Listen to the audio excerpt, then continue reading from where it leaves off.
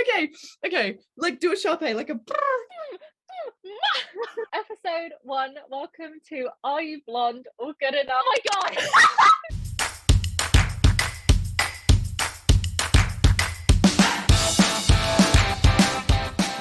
So basically, the layout for our YouTube videos is, considering the fact that we live on opposite sides of the universe, we are basically presenting Maisie's songs to each other.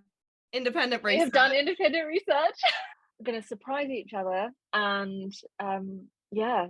And you're going to find out with us, because the other person hasn't heard, so you get to experience it with us. Okay, so we're going to talk about Blonde first. I was going to talk about the release. So I found the release really interesting, and I'm sure like with you as well, like when you were researching Good Enough, we got no promo for Good Enough. None. But we were slammed with Blonde. And she first teased it. I was like looking at it on the 8th of July, but Girls House and Asylum, we both know what happens when she teases a song and never releases it. So I was like, I love it, but I'm not getting my hopes up. I'm never going to hear the full thing. It's fine. And then she released it on the 5th of August. So that's like the back history. And I found it funny that even though Blonde is the aftermath of Good Enough, we got Blonde first. But yeah, I feel like as well it was her way of sort of reminding us that there is a Blonde moment coming, even when you are experiencing that Good Enough trenches. I was watching Maisie's interview with B-Side, and the person was like, oh, so are you in your Reputation era? And she's like, yeah, I'm in my I did something bad Bleachella era. And I was just like, it truly is if a man talks shit, then I owe him nothing moment. Yes, it is. Yeah. It's just, oh, she is our Swiftie baby goddess. Some of the things that I point out further along the track is just,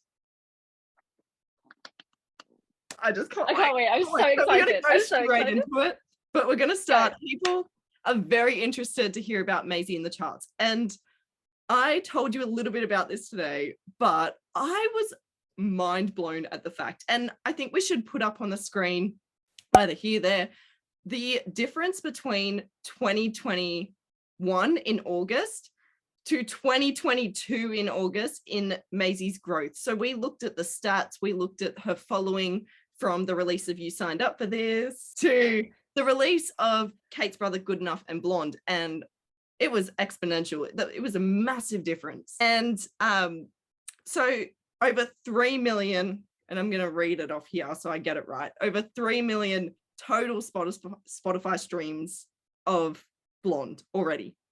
And the songs came out on the 5th of August. The month is not even over. That is just Spotify. That is just Spotify. So I couldn't get the iTunes stream numbers, but what I found really, really interesting was the lyric video of Blonde. So we know it wasn't a music video. It wasn't a big production. It got 500,000 views. Whereas You Signed Up for This, the lyric video, got 500,000 views as well, but it was released in August last year. And it's at 500,000 still. So that's what I'm saying. The growth is insanity. Like between the two, you just look at it and you go, You Signed Up for This is one of my favorite songs on her debut album. And I think it's the perfect opener. But that's been out for a year, and Blonde has got the same number on the same type of video. It's not like we're looking at a comparative study of the music video or a lyric video. They're both lyric videos. Oh, and in terms of iTunes though, it did peak at number 24 for all genres and number 8 for pop in the UK. Okay, that's really good. I was like, wow, we're gonna do Kate's Brother very soon. The numbers for Kate's Brother were just like, wow. And I can't imagine what that would have been like for her. As Maisie's the same age as me, we're 6 months apart. Like, I'm doing nothing with my life, and this woman is out here getting 500,000 views on a YouTube video in like brings me to my next point of insanity. the lyrical analysis. And let me tell you, so nothing more frightening than a woman scorned. This was not my favorite lyric at first. It has now officially become my favorite lyric because the meaning behind it is, I can't wait to even just get these words out of my mouth. So she put in a tweet that it was a reference to an old century Victorian text, right? So it's actually from William Congreve's 1697 play, The Mourning Bride. And I read this play today. So I read this. Did you read the whole thing? I read the whole thing in the old Victorian language, no translation. I love Victorian text. I love Victorian text. So Karni's in her Shakespeare era. In preparation for this, I read the entire play and I loved it. It was great. But the original line is, hell hath no fury like a woman scorned. The woman was wronged by the king after he was seducing multiple women. So very good enough elements as well. So he was seducing these other women, and the woman teamed up with her friends and her counterparts and killed the king together. Is that a no body, no crime moment? It was a no body, no crime moment. And like the fact that she's teamed up with her friends, they kill the king together, and he's killed by like a stabbing and unaliving, like, and I'll twist the knife, it will be fun. Yes. I just got goosebumps. Yes. So this text, I was mind blown by it. It is a nobody, no crime moment, and hell hath no fury is obviously nothing more frightening than a woman scorned. And it's just insanity. And okay. I bet this is could you imagine if MP Book Club next month's top read is this play?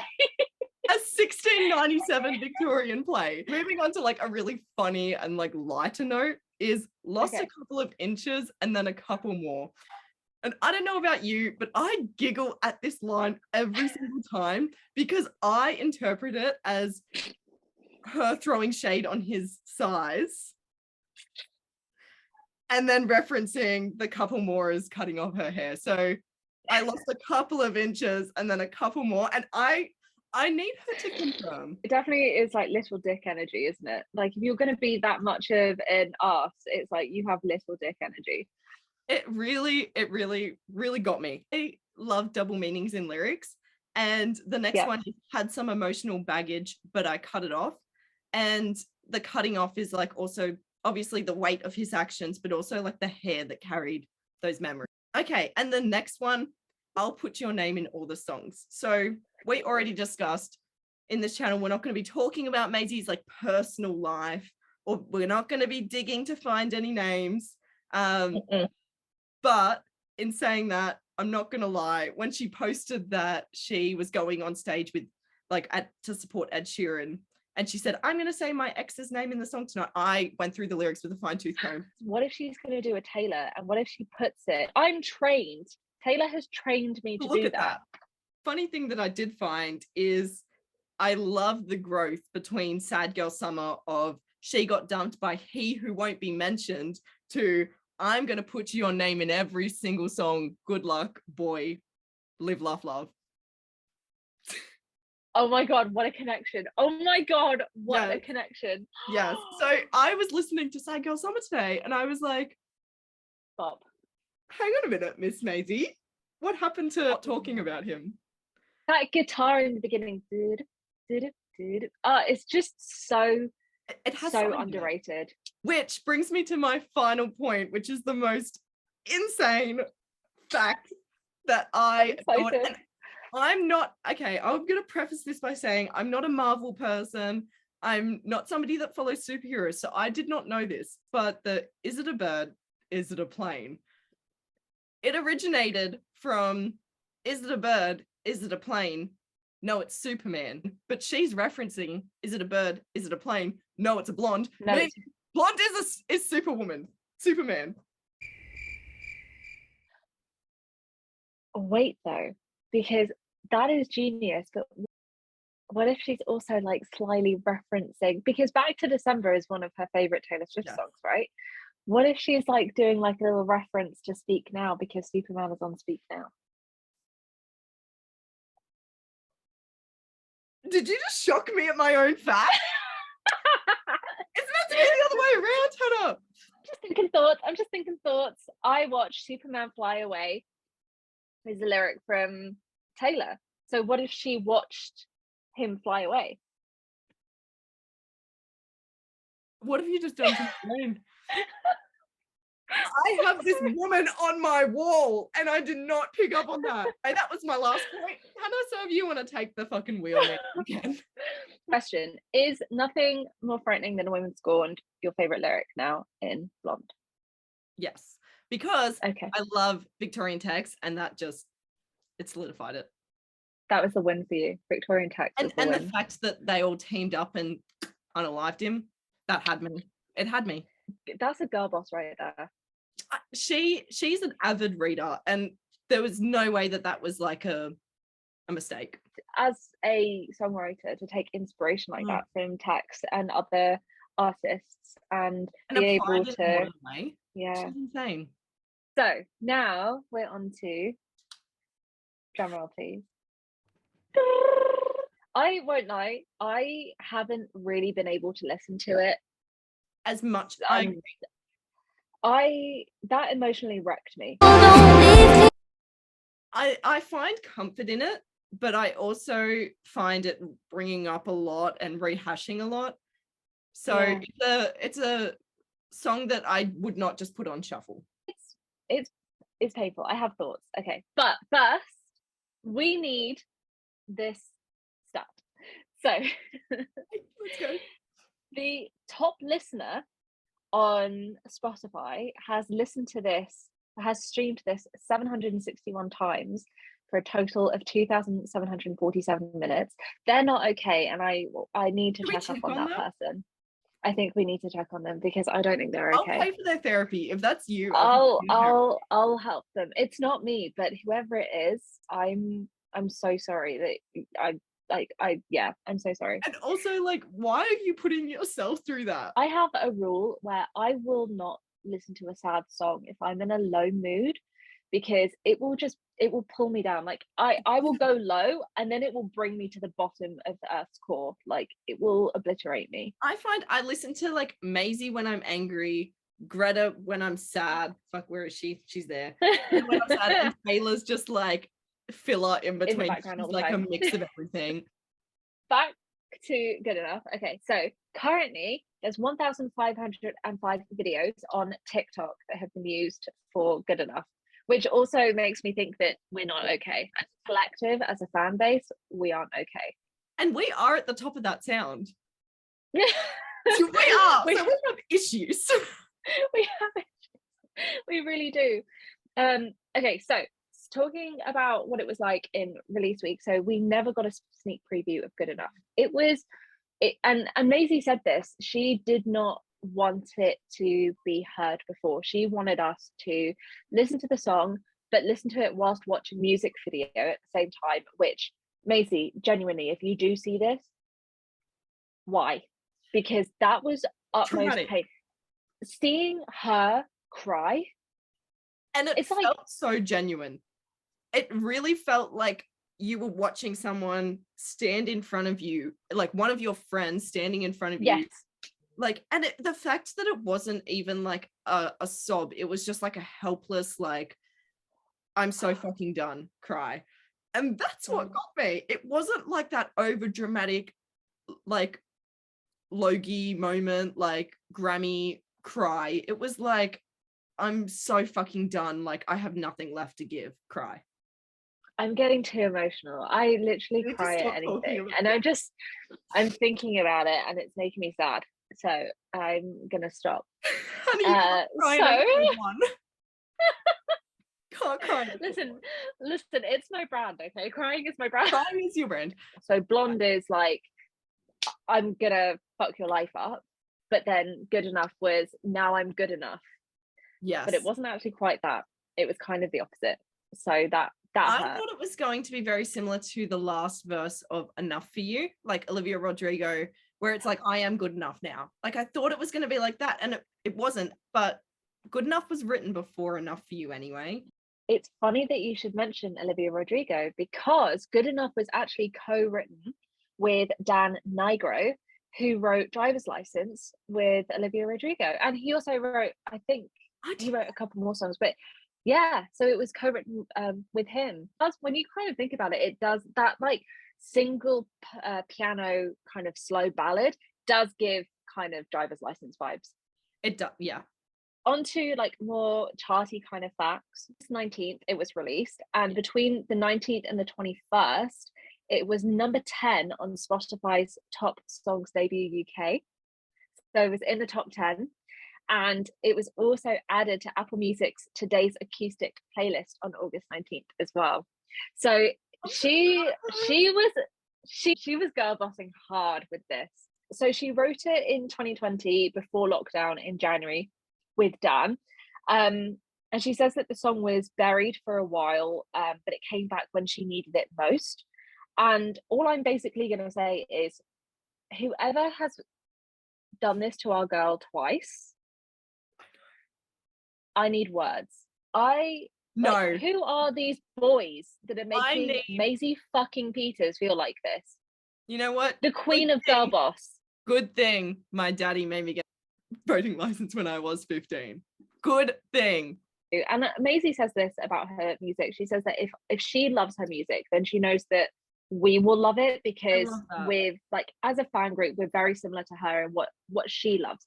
And it feels like she really loves this song. Like, it feels like the fact that she resurrected it, it feels like she loves it enough to give it to us as a gift in replacement of therapy, which is very kind because this is free.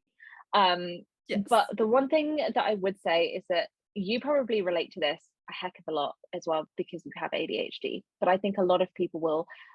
This song for me really is like the synonymization of gifted kid burnout with severe ADHD. Mirror ball. The lyric, if I tried my best, I'd always win.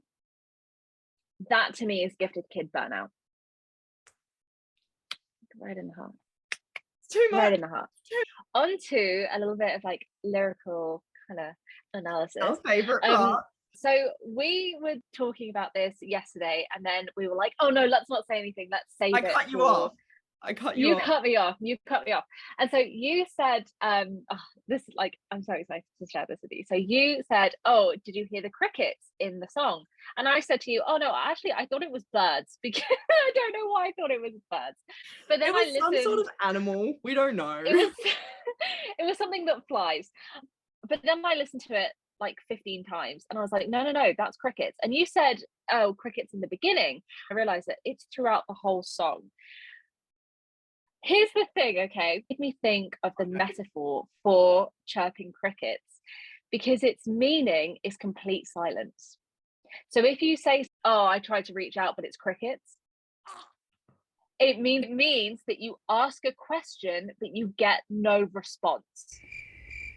Okay, so keep that in mind, right? You ask a question. Wait, I know where you're going with this, but tell me. There are 3 questions in this song that Maisie asks.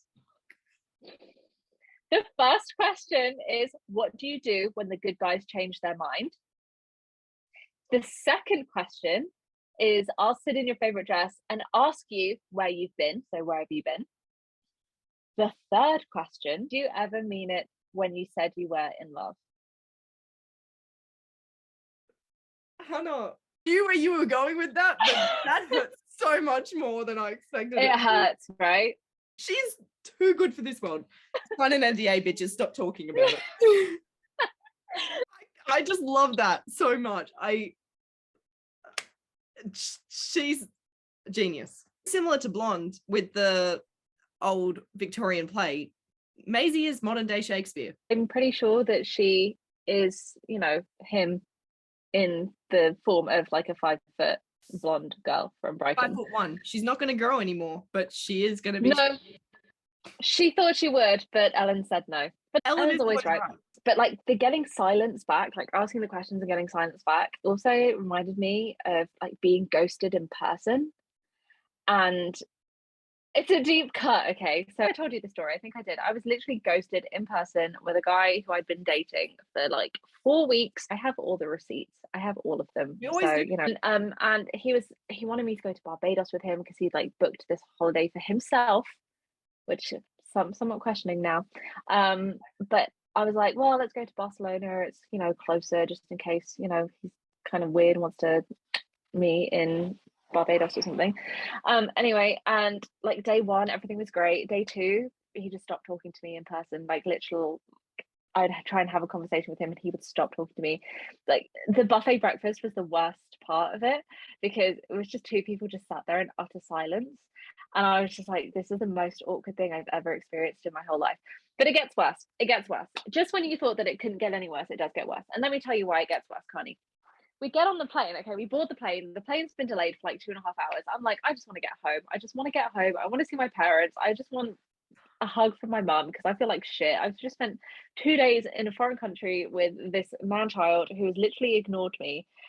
Like the awkward silences were unbelievable. Oh, I couldn't even. Like having dinner with someone and they're just not talking, they're just like looking at their plate. Like you're not even saying, oh, this is really good, or wow, the weather is hot today. Nothing. Okay. Not men, boys. Boys. We board the plane and we sit, it's like a three seats in the aisle. And I'm in the window seat and I'm already starting to feel nauseous and anxious. But they close the plane door and he realizes that no one comes and sits in the seat that's next to him. So he's in the middle seat, I'm in the window seat, and they shut the plane door and no one comes to sit in that seat. No. He gets up, he moves to the aisle seat and then puts his bag No! in the middle seat so that I don't move and sit next to him. The worst part was the turbulence was so bad, I had to hold my own hand. I was just there like, it's okay, you're not going to die. Everything's fine. Like, you're in Jello. It's okay. You're in Jello. It's fine. I saw that TikTok. Yeah, right. That's bad. He sends me this really long message where he then gaslights me, telling me that everything was moving too fast. I didn't even think I didn't think we were exclusive because I was also dating this other guy in the Marines. But yeah, he was like, I'm still not over my ex. And then 2 weeks later, updates his relationship status to in a relationship with this new girl on Facebook. That's rough. Rough. Anyway, back to Maisie and enough of my depressing dating history. Love. So some lyrical parallels and like lyrical like interest moths that I have found. The lyric, I'll sit in your favorite dress and wonder how you've been, which is the last chorus. That is like a comparison to earlier on in the song where she says, I'll sit in your favorite dress and ask you where you've been. So throughout the song, it's kind of like in the past, but present tense. It's like, I'll sit in your favorite dress and I'll ask you where you've been. But then it gets to the point where she's saying, I'll sit in your favorite dress and I'll wonder how you've been. And that really hurts, that line, because it resonates with so many people of when you get to that point and you've accepted that they're just not coming. They're just not coming. Yeah. It's a very like all too well moment of like sitting by the door waiting for someone to show up. Speaking of it being written in 2020, I realized this parallel, and when I told you about this parallel, you were like, save it. I was like, don't save it for the channel. We have to go back further than 2020. Yeah, we have to go back to 2018, this one, to Dressed Too Nice for Jacket EP and the song You to You, which is, you all know, is one of my favorite EPs and even songs of all time. Is yeah. The lyric, I guess it's 2 for 2. That 2 for 2 reminded me of Pound for Pound, because when you go pound for pound, that's like you're in a boxing ring, right? Like the metaphor is that you so I think that had a very similar vibe. But if we're saying that Good Enough and Blonde are sisters, then I personally think that Good Enough and Daydreams are twins.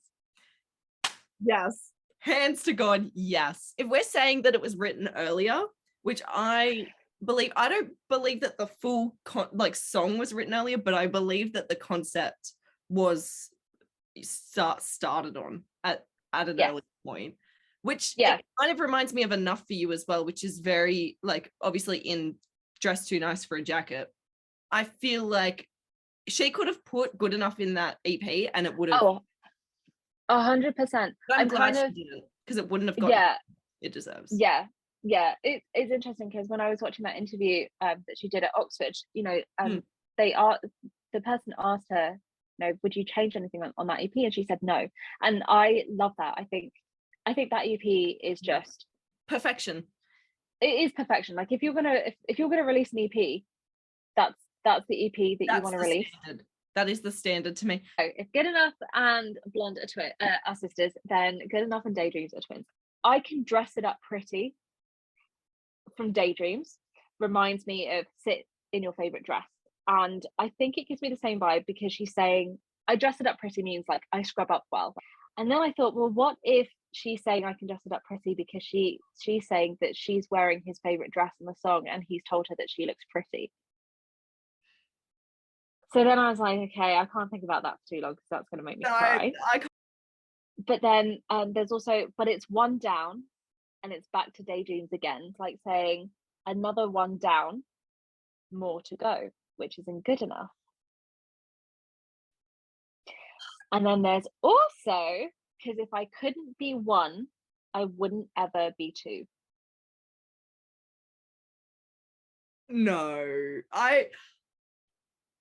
we spoke about Daydreams and Good Enough being connected, but I had this weird moment of like enlightenment. So 2 is a very common number throughout Maisie's discography. Like when you go all the way back to 2017, 2 comes up a lot. Okay, it's one of her favorite numbers to use in lyrics. The first part is, does she literally mean that she is always runner up or always second best, or is it the fact that she's one of 2 because she's a twin? Yes. Okay, that brings the debate today. She's half of a whole. Could you imagine Mary-Kate and Ashley Olsen not being Mary-Kate and Ashley Olsen? No. Yeah. No. So if she's saying, if I couldn't be one, and she's always a pair, then she couldn't ever be 2 either, because she's either 1 or 2. But she was second born. Ellen is older, so she's number 2. If I couldn't be 1, I couldn't ever be 2. That really hurt. It hurt. Really hurt. Song, honestly. And I think it's really hard with this song too, like to not think about it in a hurtful way. And I know I said it was healing, but this deep dive side of going into Good Enough is actually very heavy. And I'm glad you did it, because I can't listen to that song too much. I adore it. I think it's amazing, but I just can't, because I'm never going to be ready for that song. No, and I don't think any of us ever really are at any time in our life. I don't think we're ever really ready for Good Enough.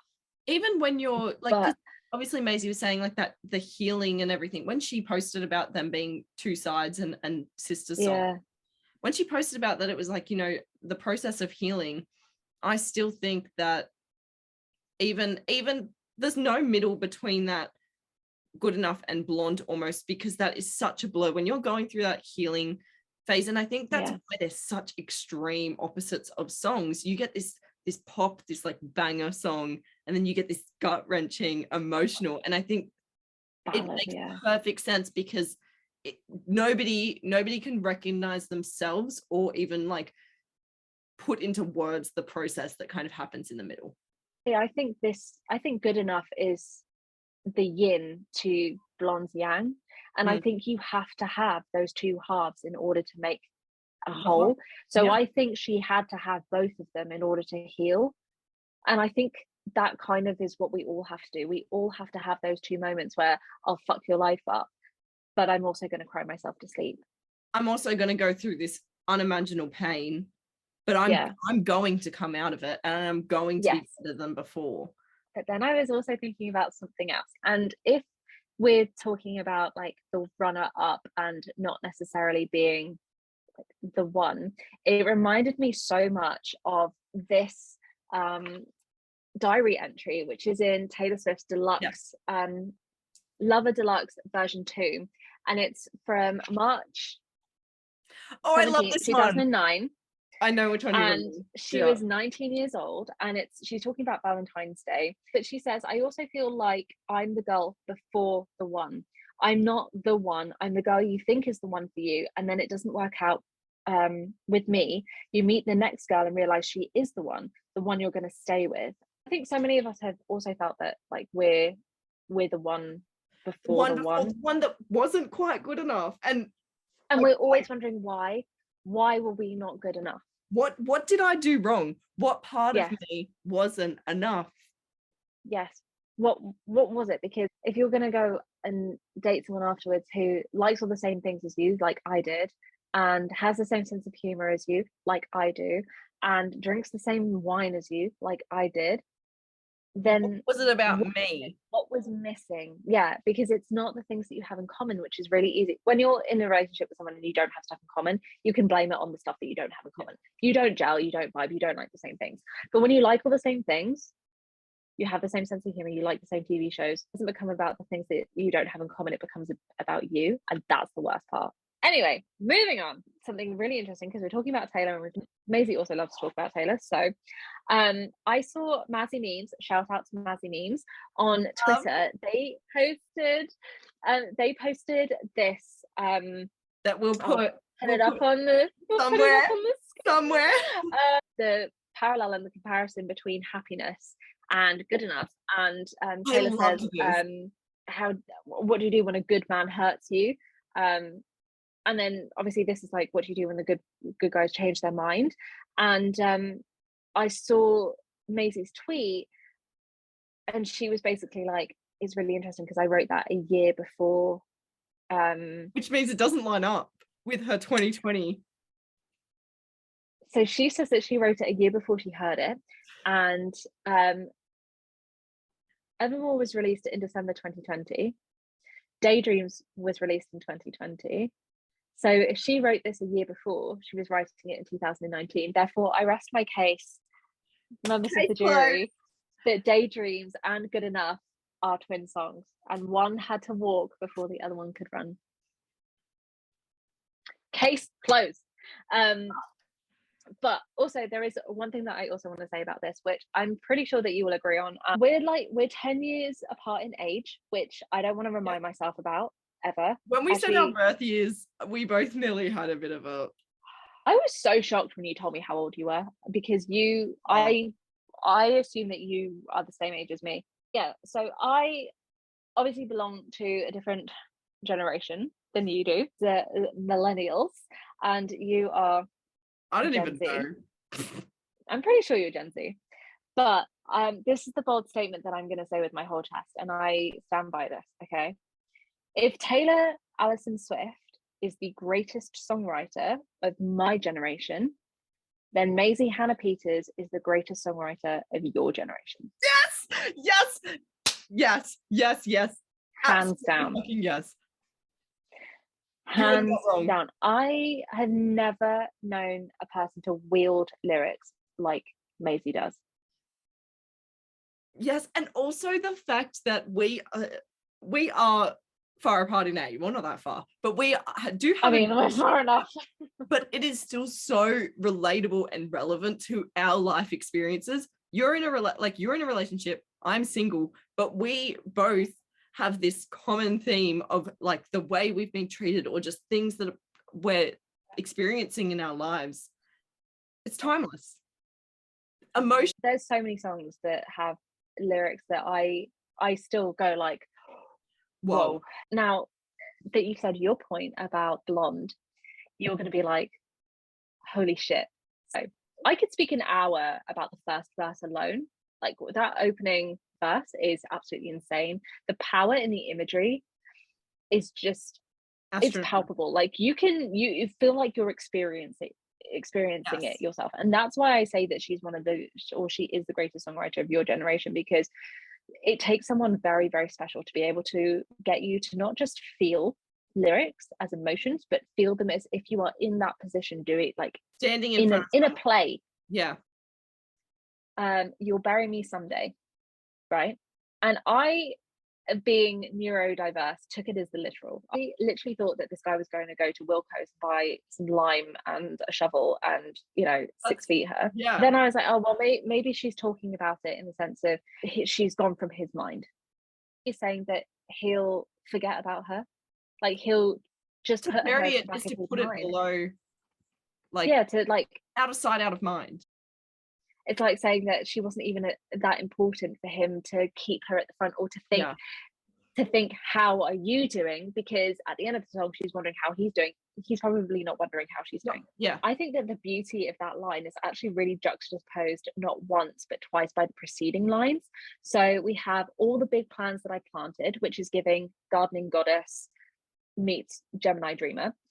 But it's also, she's not burying him like he's done to her. She's planting these beautiful sites and things for them, and he's planning the way that he could end it. I reckon I think she's making the plans herself, and she's then doing the plans that they were going to be doing together, because she's then sitting in his favorite dress, and it's kind of like, oh, well, now I'm doing this thing that we were going to do together, and I'm sat in your favorite dress, and now I'm just wondering how you are, instead of asking you where you've been. Yeah. I actually feel that that's so poignant in like a situationship where you realize that you're the one that's in deeper than they are, and you're the one that is going to have to recover, because like they're burying you. I'm now like at the end of my lyrical analysis, but I'm going to tell you that in the beginning, my favorite lyric was you're asking for a pardon because I'm a good time pound for pound. I love the way not only that she says it, but like the repetition of pound for pound, and I just there's just something about that. It's so unique as well, I feel like. All her songs kind of have a similar vibe, but not that they're the same. They're not the same, but you can tell it's a Maisie Peters song. You can literally hear, and like, remember, when she did the cover, the quick cover with Griff of Exile? Yes. As soon as that started, the cover started, I was like, that's a Maisie Peters song. Like, her has this presence, charm. Yeah. Yes. And her music is like, you can hear something and you're like, that is 100% Maisie Peters.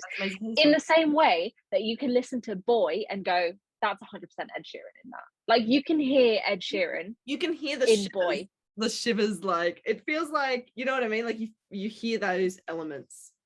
Yeah, it's like the beginning. Dun, dun, dun, dun. He said, like, it's very much him. And then the way that she says, like, bury the hatchet, and like rhymes, like those quick successions and lyrics and things. Yeah, that quickness. It's very Ed Sheeran. Yeah. But there's also things that are just very Maisie Peters, and I would say, like, because I'm a good time pound for pound is one of those. But I think the most heartbreaking lyric in this entire song is people don't leave people if they really are in love. And not for the fact that that is like the most overwhelming sentence, because it is.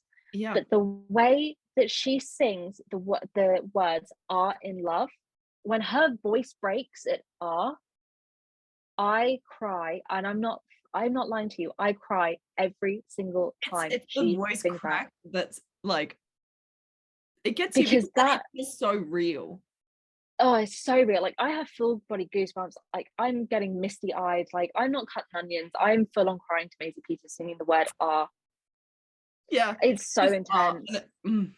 I do have a message for Maisie if she does ever watch it. Is that, Maisie, you are good enough. And that is the end of my lyrical analysis.